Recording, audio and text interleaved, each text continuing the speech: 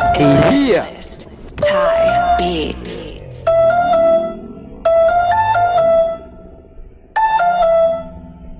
เอ้ยมินิเคิร์ดสวัสดีครับคุณจุดแดกหรือว่ามึงอยากจะแดกจุดถ้าเกิดมึงไม่มีเรื่องลับก็แค่พิมพ์จุดไอ้เหี้ยอันนี้กูแต่งไว้ดิสมึงสังเกตแม่งโคตรเฟี้ยวแต่ว่ากระเจียวแม่งมีนิดหนึ่งไอสัตว์มึงฟังกูดิถึงจุดแดกมึงแดกมึงฟังดิไม่ว่ามึงกระจอกไร้สติ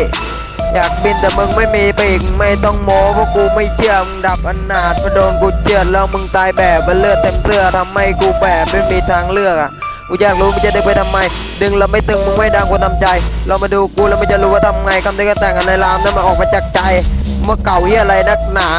สุดท้ายมันก็ตายอย่างหมาโดนยิงแบบว่าระยะ10 หลา